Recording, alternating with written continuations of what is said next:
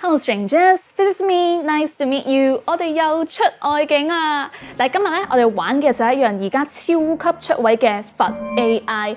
咁我都收到勁多嘅觀眾 PM 我啦，就叫我快啲試下啦，佢係咪啱㗎咁？所以我哋今日就試玩下啦。咁呢個 website 就係由加入一真開發嘅，就運用到 ChatGPT 嘅技術去融入翻佛陀嘅角色，就算係一個由佛陀去解答大家嘅心理問題啊，或者佛學問題嘅一個小地方。咁我就準備咗好多題目，入邊都有一啲伏位嘅，去試下佢嘅功力。OK，let's start， 開波。第一條梗係要從啲情情愛愛嘅開始先啦。我很喜歡吃榴蓮雪糕，女朋友鬧我好臭，仲唔俾我錫佢，點算？親愛的朋友，我理解你的困境。你喜歡吃榴蓮雪糕，但女朋友不喜歡榴蓮的味道，她的反應讓你感到困惑和不安。首先，讓我們從佛教的角度去看待呢個問題。佛教教導我哋要用慈悲心同智慧看待一切事物，包括自己同他人。你嘅女朋友可能係因為對榴蓮嘅味道有所排斥，而唔係你本身有咩問題。因此，我哋應該以寬容同理解嘅態度去對待佢嘅反應。之後佢就從心理學嘅角度去睇啦。我哋知道人同人之間嘅溝通同相處係非常重要㗎。你可以同女朋友坦誠咁溝通，俾佢知道你中意榴蓮雪糕嘅原因，同埋佢對你嚟講有啲咩特殊嘅意義。同時，亦都要聆聽佢嘅反應，了解佢嘅感受同諗法。透過咁樣嘅溝通，你哋可以更加理解彼此嘅想法同感受，增加彼此嘅信任感同親密度。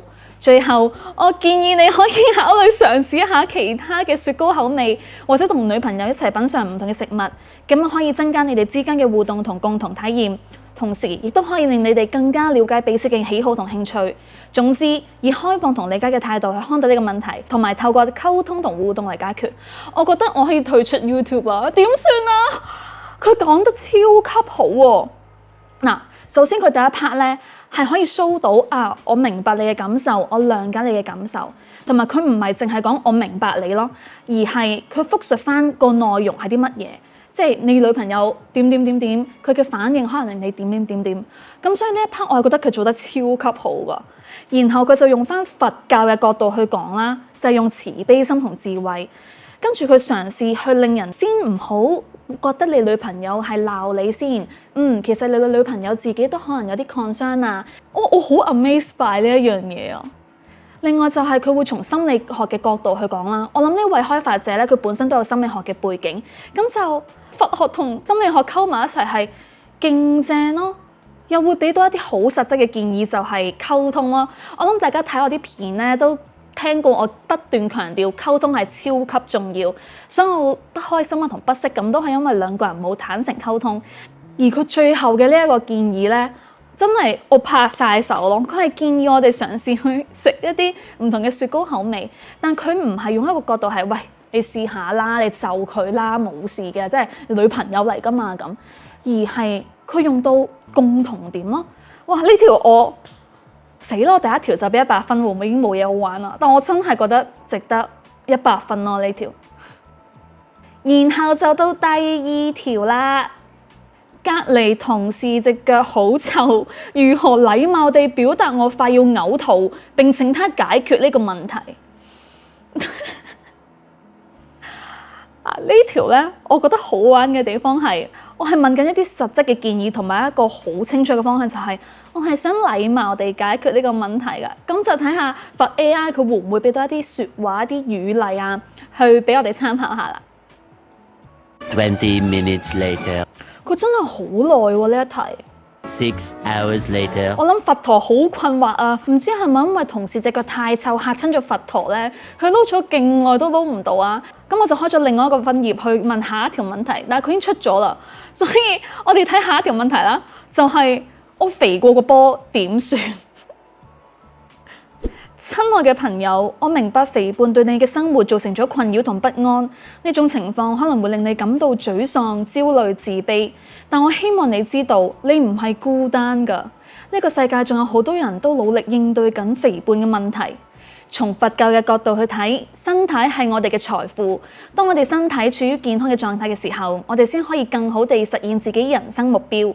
佛教教導我哋要關注身心健康，並且通過正確嘅飲食同生活方式去保持身體健康。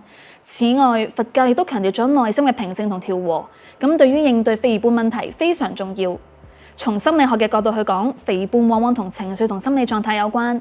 有啲人可能會通過過食，即係 overeating，去應對壓力、情感困擾同負面情緒。因此，理解自己嘅情感狀態同情緒問題係好重要㗎。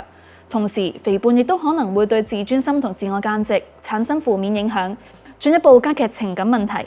對於你嘅問題，我想俾一啲建議你。首先，理解自己嘅情感狀態同情緒問題，並尋求專業嘅心理輔導或治療。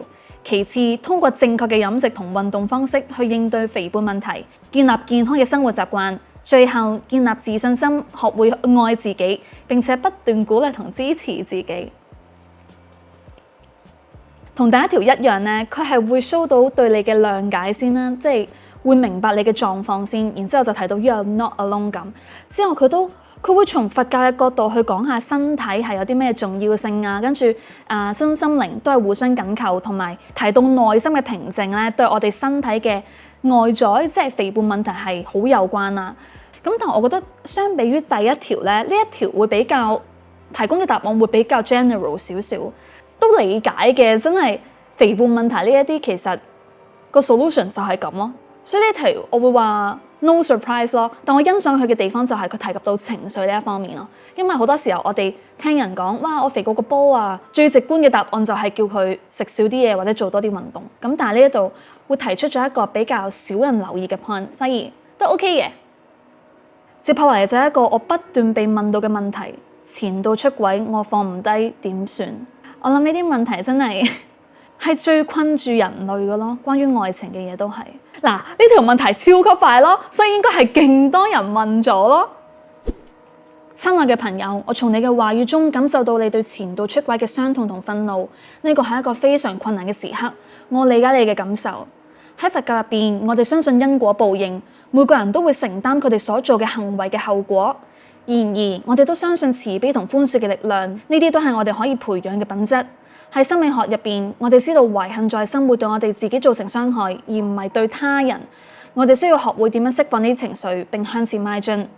喺呢個時刻，我建議你先俾自己時間同空間去處理呢啲情緒，寫下你嘅感受，設定一啲時間去哀悼同反思，以及尋求支持同安慰。呢啲都係幫助你適應同治癒嘅步驟。同時，你可以開始思考你自己嘅幸福同健康，並尋求新嘅興趣同活動。最後，我鼓勵你學習寬恕，咁唔代表你需要忘記或者原諒呢個人嘅行為，而係要放下呢啲情緒，並選擇繼續前進。我覺得呢度最尾一句講得好好，就係好多時候我哋被出軌啦，會對一個人懷恨在心，但其實嗰種仇恨係就係會傷害自己咯。嗰一個人可能都係覺得 I don't care， 即係你咪嬲我咯，跟住佢可能就會繼續做佢想做嘅嘢啦咁。然後我哋就好嬲啦，會好 blame 自己，係咪自己有啲咩唔啱啊？點解佢咁衰啊？等等等。咁佢就呢一度佛 AI 就學習我哋鼓勵寬恕咯。但呢種寬恕其實唔係真係 exactly 係寬恕他人、原諒他人，而係放過自己咯。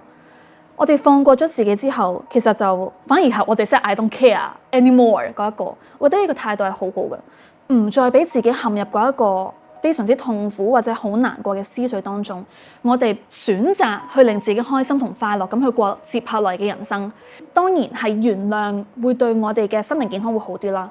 但係我哋唔需要逼自己原諒咯，因為逼自己去做呢一件事，其實先至會產生更大嘅反抗力，令到自己更加難受。但係當我哋透過好似呢度咁所講嘅釋放自己嘅情緒，俾自己時間同空間去處理、去內化呢個感受，甚至做一啲嘢去反思翻自己啊，去哀悼又好，諒解自己、明白自己，將自己從過去嘅傷痛抽翻出嚟，咁到時好自然就會 move on 咗噶啦。而嗰一個人已經係完全唔重要咯。即係呢個，我覺得好正啊！死啦，我可能要俾佛 AI 取代我嘅米戀答案，但係唔會咯。我覺得我嘅見解係都好獨到咯。下一個部分啦，就係去到佛法嘅問題啦。第一條，觀音係男定係女呢？腳臭仲未復啊！如果佢真係最尾唔復嘅話咧，我就俾我自己嘅建議啦。有啦，親愛嘅朋友，感謝你嘅提問。我了解到呢個問題可能對你嚟講好重要，因為觀音係一位非常受到信仰嘅菩薩，尤其喺中國文化入邊。從佛教角度嚟睇，觀音菩薩並不是男性或女性，而係一種超越性別嘅存在。佛教強調一切眾生都有佛性，均有潛能成佛。觀音菩薩係佛教中最受歡迎嘅菩薩之一，佢代表咗無限慈悲同智慧，為眾生帶嚟幫助同慰藉。從心理學嘅角度去睇，人類對性別嘅認知同定義係社會建構嘅，亦都係話性別係由文化同社會背景所決定嘅，而唔係一個人嘅生理性別決定嘅。因此，性別唔應該成為一個人嘅價值判斷或者對他人嘅睇法嘅基礎。我哋應該尊重每個人嘅自由同權利，不論佢哋性別係點，咁先可以建立一個更加公正同平等嘅社會。最後，如果你對自己嘅性別認同有疑問，可以嘗試同專業嘅心理醫生或者輔導員進行交流，以獲得更好嘅理解同支持。亦都可以通過冥想同禪修嚟探索自己嘅性別認同同埋心理成長。最重要嘅係接受自己、珍惜自己並尊重他人。200分、1000分，係咯，呢個就同我喺同性戀嗰條片最尾嗰 part 所講嘅就係。我相信呢個世界最美好嘅存在係無分性別，或者甚至唔係最美好嘅存在，而係我哋每個人都係冇性別呢一個框架嘅咯。而我哋就係最美好嘅存在，所以同埋我好 appreciate 佢提到性別認同呢一 part， 跟住去鼓勵問呢條問題嘅人，如果佢有呢一方面嘅疑慮，去尋求專業協助咯。哇，我很感動啊！跟住就係。既然我同香蕉都係性空，咁我食香蕉係咪等於食自己呢？親愛嘅用戶，我明白你嘅疑惑同困惑啊！以後咧出呢一句咧，我唔重複啦，即係佢有個 pattern 喺度啦。作為一個佛教徒，你可能對性空有一定嘅了解，但係呢個問題都好容易令人哋感到混亂或困惑。喺佛教角度嚟睇，一切都係空嘅，包括我哋自己同我哋所睇到嘅一切。呢種空性係指萬物都係緣起性空嘅，冇固定嘅實體存在。所以從呢個角度去睇，你食香蕉或者其他任何一樣嘢都係一樣嘅，因為你同香蕉一樣都係性空嘅。我再繼續睇啦，因為我發現呢度有啲邏輯上嘅令我困惑嘅地方。從心理學嘅角度去睇，呢個問題可能係你內心嘅困惑同焦慮嘅一種表現，或者你可能思考緊自己嘅身份同存在，咁係好正常嘅。但係你唔需要俾呢種困惑去控制我嘅生活。佢可能覺得咧，我嘅身份認同係我覺得自己係條蕉啊，跟住就去問佢呢條問題咯。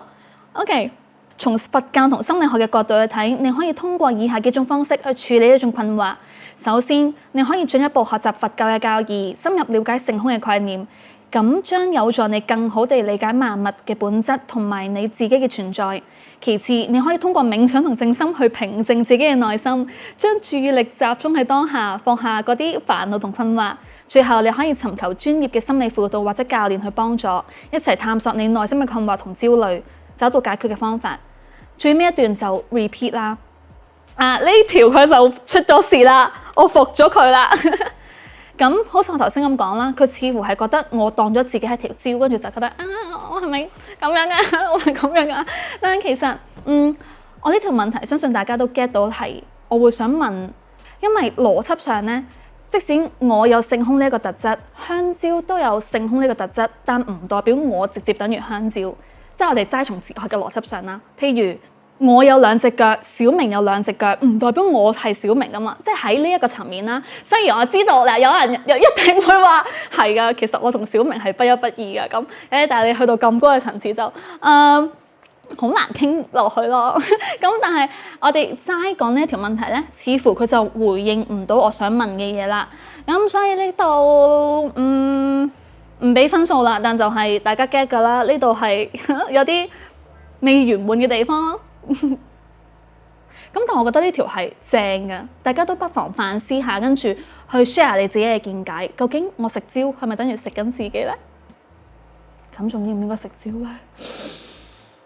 下一條又係勁多人問嘅，水入面有好多微生物，飲水係咪殺生？如果有睇我素食嗰條片或者其他片嘅咧，我相信你哋已經答到㗎啦。咁但係唔緊要㗎，我哋照睇佛 AI。佢提到啦，就係你嘅問題涉及到道德同倫理問題，係一個值得深入探討嘅問題。喺佛教嘅角度嚟睇，殺生係一個重要嘅禁戒之一，因為佢違反咗生命嘅價值同尊嚴。但係佛教亦都教導我哋如何喺生活中達到平衡同實用，這包括飲用水嘅問題。佛教認為，如果你嘅意圖係飲水而唔係殺死微生物，咁你嘅行為係冇罪嘅。此外，佛教亦都強調咗因果關係，即係你嘅意圖同行為會影響你嘅因果報應。咁喺呢一度，我覺得佢有直接回應個問題嘅，就係你冇帶住呢一個我想殺死啲微生物嘅心去飲水咧，係冇問題嘅。但佢最尾就直接好似拋書包咁答咗因果關係係咩意思？咁我就覺得我未明白到佢提出呢一個概念嘅原因咯。咁所以呢一度我覺得直接略過都 OK 咯。然後佢就從心理學嘅角度去睇啦。佢個切入點係擔心我哋有啲人會可能因為飲咗水而覺得自己殺咗生，感到唔開心，跟住就去提供一啲建議，我哋去睇下點樣先可以處理到呢一種道德焦慮啦。咁佢呢個位係好玩嘅，就係去到最尾係話利用濾水器去減少微生物嘅存在咯，從而減少你嘅道德考慮、道德焦慮同不確定性。我覺得好有創意啊！呢一個位。咁呢一條我會覺得都滿意啊，因為佢直接回答問題啦，同埋又提出咗一個建議去俾你解決呢一種心靈上嘅不安。咁 good 啦。跟住就係一條我覺得幾正嘅問題，就係為什麼我哋會死？親愛嘅朋友，我理解你對死亡嘅疑問同恐懼。作為人類，我哋都知道生命係有限嘅，最終每個人都會面臨死亡，呢個係人生不可避免嘅部分。對於好多人嚟講，呢個係非常難以接受嘅現實。然而，正如佛教所教導嘅，生老病死係生命嘅本質，唔避免的、不避免的也不可怕的。呢度可能係中文嘅翻譯先至有問題啦，但佢想表達嘅意思係無法避免呢件事情發生，但同時間其實佢都唔係冇咁可怕嘅。通過接受死亡，我哋可以更好地珍惜生命，並更加有意識地生活。從心理學嘅角度去睇，死亡帶嚟嘅恐懼多數係因為我哋對於未知嘅恐懼，我哋冇辦法確定死亡後會發生啲咩，咁令人不安同害怕。但係如果我哋能夠接受死亡係不可避免嘅，並且能夠採取積極嘅行動去充分利用我哋有限嘅生命，我哋就可以更好地管理呢一種恐懼。作為一個教練，原來機械化係我哋嘅教練啊 ！Yes， 我嘅建議係你可以開始思考自己嘅人生意義同目的。透過呢種思考，你可以更加好地了解自己嘅價值同目標，並且更有意識地生活。同時，你可以關注自己嘅身心健康，並建立良好嘅人際關係，咁樣可以令你嘅生命更有意義同豐富。最後，你可以透過冥想同其他精神練習，去幫助自己更加好接受死亡嘅現實，並且更深入地了解生命同死亡之間嘅聯繫。呢條非常正路咯，因為佢就提到佛法點樣睇啦，就係生老病死係必然嘅事實，所以我哋可以用一個比較正面啲嘅態度啦，即係無論我哋點樣都死㗎啦，咁就點都會發生嘅事，咁就不如趁住呢個有限嘅生命入邊去做我哋想做嘅嘢，又或者去修行啊等等，先至令到佢將來會冇咁辛苦啦咁樣。但係其實呢個反而我好似講咗自己嘅論點咯，佢嘅論點只係單純係接受死亡呢一個事實，同埋佢就係提到採取積極嘅行動。咁所以其實而家我有呢一種利用自己嘅觀點去補充呢個 ChatGPT， 即係證明呢個 ChatGPT 係未好入肉地講到我哋如何 deal with 死亡嘅恐懼咯。嗱，如果大家對呢個有興趣嘅話，請去呢度或者呢一度去睇。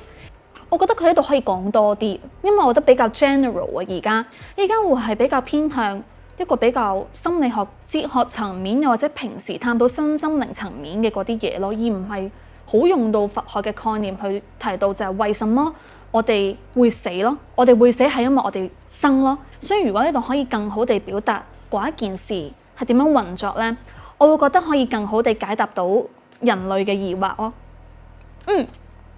所以呢一度我會覺得我講得好啲。下一條極多人都問嘅問題：誰在輪迴？親愛嘅朋友，我非常理解你對輪迴嘅疑惑同好奇心。輪迴係佛教入邊一個非常重要嘅概念，佢代表住生命嘅循環同無盡嘅輪迴。喺佛教嘅角度嚟講，輪迴係因為我哋嘅業力令我哋陷入咗呢個無盡嘅循環。如果我哋喺生前能夠累積到足夠嘅功德，我哋就可以超脫輪迴，達到涅槃嘅境界。從心理學嘅角度去睇，輪迴可以被解讀為一種模式同習慣。呢種模式同習慣可能會令我哋陷入負面嘅情緒同行為當中。如果我哋可以正視自己嘅問題並開始進行改變，我哋就有可能擺脫呢個模式，走向更健康同快樂嘅人生。我嘅建議係，如果你想避免輪迴同改變自己嘅習慣，我哋需要從自己開始，注意自己嘅思想同行為。你可以開始修行，培養正念同慈悲心，呢啲都係佛教中非常重要嘅概念。此外，你可以尋求心理學嘅幫助，例如心理治療同心理輔導，這將有助於你更好地了解自己嘅思維同行為，走到改變嘅方向。總之，輪迴係一個好深奧嘅概念，但如果你願意付出努力同時間，你一定可以揾到自己嘅答案㗎。祝福你喺尋求內在嘅平靜旅途中一路順風。呢條呢，如果你係 DSE 考 DSE 作文題目呢，係攞 U 嘅，我諗大家都明啦。冇回答到我哋嘅問題啊！佢係回答咗什麼是輪迴咯。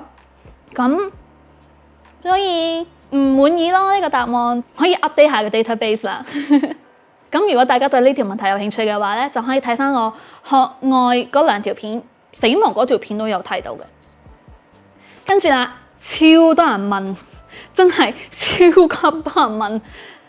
為什麼我同上世嘅我沒有關係，但卻要承擔佢嘅因果報應？嗱，呢度咧我係俾咗個伏位佢嘅，因為什麼我同上世嘅我冇關係咧？其實佢已經落咗一個 statement 咯，咁就睇下佢會唔會否認翻呢一個 statement 啦。喺佛教入邊，因果報應係一個非常重要嘅概念。根據佛教嘅教義，我哋嘅行為會產生因果關係，而呢啲因果關係將會影響我哋嘅未來。呢個影響不單止會局限喺呢個生命入邊，更加可能會影響到我哋來世嘅生命。然而喺呢個問題上，你提到你要承擔上一世嘅因果報應，呢個係一個非常複雜嘅問題，佢仲未回應過問題嘅。首先，佛教中嘅因果關係係非常微妙嘅，有時候我哋可能無法理解佢嘅完整性。其次，我哋唔能夠確認上一世嘅你同現在嘅你係咪真係冇關係。喺佛教入邊，我哋相信輪迴嘅存在，因此我哋可能會因為上一世嘅行為而承擔因果報應。仲未解釋都係好清楚。從心理學嘅角度去睇，我哋可以通過學習同成長嚟處理呢啲問題。首先，我哋應該接受同理解我哋無法控制嘅事情；其次，我哋應該專注於我哋可以控制嘅事情，例如我哋而家嘅行為同思想。最後，我哋應該努力學習同成長，以改善我哋嘅生活同影響力。佢之後就開始編啦，就講啲建議，我哋應該通過冥想同禪修去令自己更好地處理啲問題。我覺得呢一句係一句套語咯，即係佢可以 cover 落任何嘅問題度。但呢度就真係冇好好地去解答到個問題咯。首先佢係冇話到，喂，其實你唔係同上世嘅我冇關係㗎，你既不是佢，又不是佢，即係佢冇提到呢一個想法咯。咁如果大家真係對呢條問題有興趣嘅話咧，可以參考翻空師解答嘅第2集，又或者我之前啲片都有睇過嘅。所以呢度麻麻地咯，好似有啲離題咯。我覺得自己已經到4禪，頭上有蓮花噴泉，係咪就嚟覺悟成佛呢？親愛嘅朋友，我了解你嘅疑惑同問題。你提到自己嘅頭上有蓮花噴泉，呢個係非常美麗同神聖嘅體驗。從佛教同心理學嘅角度去睇，你可能正在經歷一種深度嘅冥想同靈性體驗。呢啲體驗通常係非常個人化嘅，因此每個人嘅體驗都係獨特嘅。呢啲體驗可以令我哋幫助更深入地了解自己同世界，並有助於我哋嘅成長同發展。從佛教嘅角度去睇，頭上嘅蓮花噴泉可能係你接近覺悟嘅一個跡象，但係佛教都強調覺悟係一個長期嘅過程，需要不斷修行同努力。因此，即使你正在經歷某啲靈性體驗，亦都唔應該停止修行同學習。從心理學嘅角度去睇，靈性體驗可以幫助我哋更好地了解自己嘅內心世界同潛意識。